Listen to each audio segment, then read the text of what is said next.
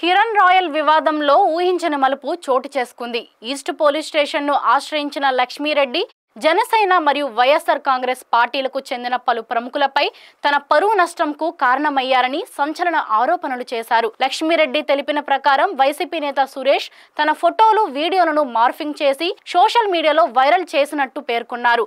ఈ దుష్ప్రచారానికి జనసేన నేతలు దినేష్ జైన్, హరిశంకర్, గని లాంటి వారు సహకరించారని ఆమె ఆరోపించారు. తనపై జరుగుతున్న ఈ సోషల్ మీడియా దాడిని ఆపాలని, వాటిని తొలగించాలని పలుమార్లు కోరినా సైలెంట్ గా ఉండాలి, టైం వచ్చినప్పుడు తొలగిస్తామంటూ ఒత్తిడి తెచ్చినట్టు తెలిపింది.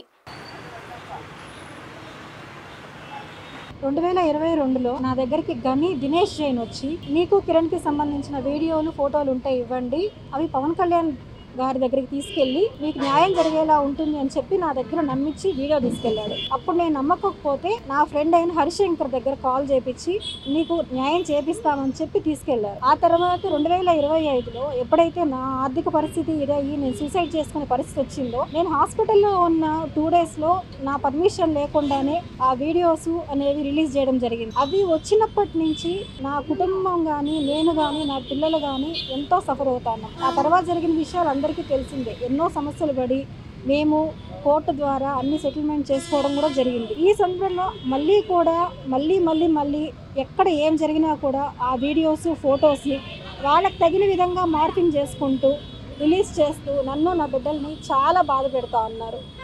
ఇందులో గని, దినేష్ జైన్ ఇద్దరు కలిసి చేసిందే.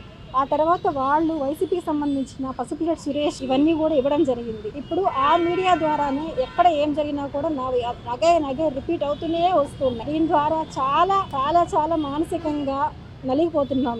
నేను ఇప్పుడు కూడా కంప్లైంట్ ఇవ్వడానికి వచ్చాను. ఎందుకంటే ఇలాంటివి జరగకూడదు, అవన్నీ డిలీట్ చేయమని నేను ఆల్రెడీ చెప్పాను, రిక్వెస్ట్ చేసుకున్నాను. డిలీట్ చేస్తామని చెప్పి కూడా వాళ్ళు చేయలేదు. మళ్ళీ నేను అడుగుతుంటే వాళ్ళు అసలు పట్టించుకోవట్లేదు. అందుకే నేను ఇప్పుడు వచ్చి కంప్లైంట్ ఇవ్వడానికి వచ్చాను. మళ్ళీ కానీ ఇవి ఇలానే రిపీట్ అవుతూ ఉంటే నేను ఎంత యాక్షన్ తీసుకోవడానికి చాలా రెడీగా ఉంది. దయచేసి అవన్నీ డిలీట్ చేయాలనేసి సిఏ గారిని కూడా కోరడం అనేది జరిగింది.